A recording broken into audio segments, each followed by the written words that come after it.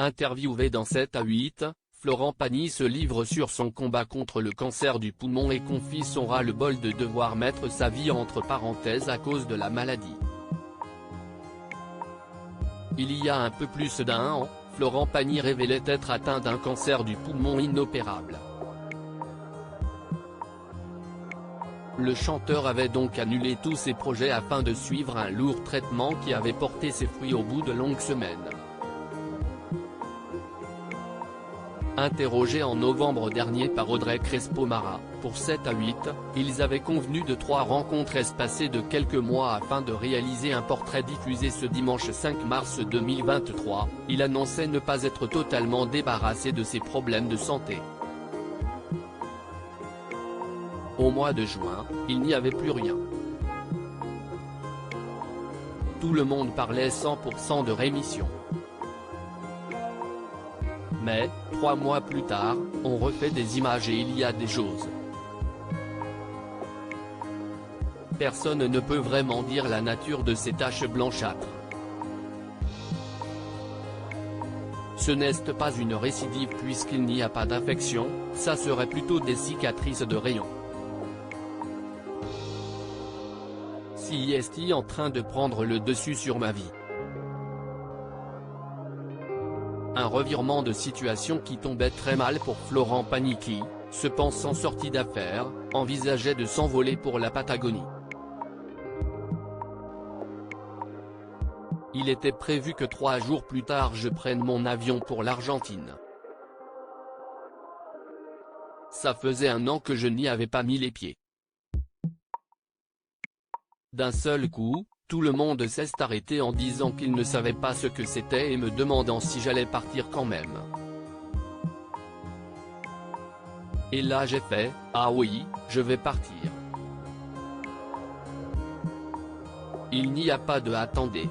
Parce que, là, d'un seul coup, si est-il en train de prendre encore le plus le dessus sur ma vie. J'ai suivi, les docteurs, jusqu'au bout du traitement tel qu'on me l'a demandé. Maintenant, on est sûr du préventif, j'ai suivi aussi le menu du préventif. Mais derrière, il faut que je continue à vivre, a-t-il rapporté son échange avec les médecins, ne cachant pas son ras-le-bol. Je ne peux pas être toujours à attendre des résultats, des rendez-vous de clinique, des scanners, des contrôles de marqueurs de tumeurs.